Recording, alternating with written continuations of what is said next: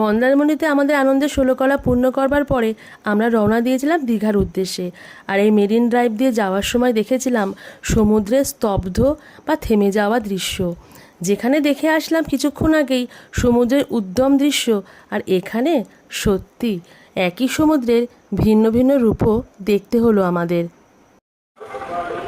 Hello বন্ধুরা, এখন আমি তাজপুরে আছি। এই দেখো, তাজপুর থেকে সমুদ্রের ভিউটা বেশি সুন্দর লাগে, দারুণ দারুণ।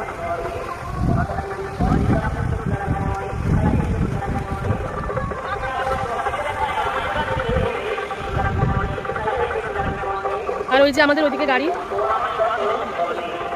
ওই রাস্তাটা এইভাবে চলে গেছে। আমরা মন্দারমণি থেকে তাজপুরের দিকে যাচ্ছি, তাজপুরে আছি, নিউ দীঘার দিকে যাবো।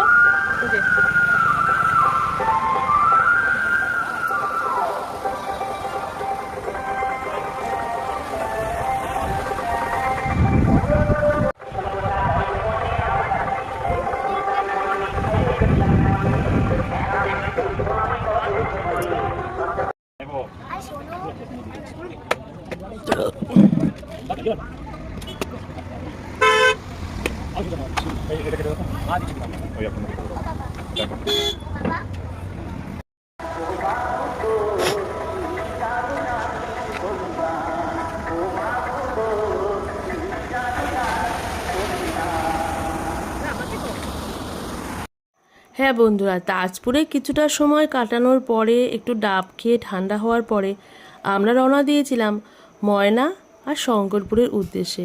আর সত্যি এই মেরিন ড্রাইভের ওপর দিয়ে যাওয়ার একটা দারুণ আনন্দ আছে। হ্যালো বন্ধুরা, এখন আমি চলে এসেছি শঙ্করপুরে। আর দেখো, শঙ্করপুরের সমুদ্র সৈকতটা কি সুন্দর লাগছে। শঙ্করপুরের সমুদ্রের থেকে বেশি ভালো লাগছে সারাউন্ডিং এরিয়াটা। এই যে খুব সুন্দর সুন্দর এখানে স্ট্যাচু টাইপের বানানো আছে।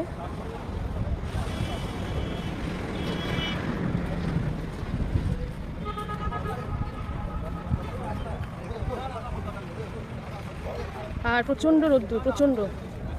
তাজপুর ঘুরে আসলাম, ওখান থেকে শঙ্করপুরে এসেছি।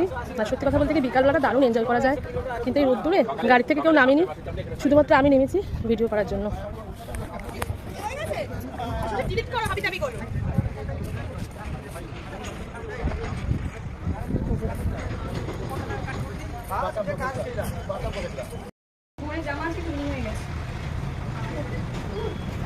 প্রচন্ড নোংরা, মাটিতে হাত দিস না।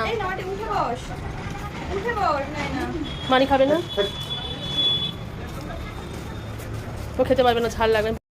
তো বন্ধুরা, ভিডিওটা কেমন লাগলো অবশ্যই কিন্তু জানিও।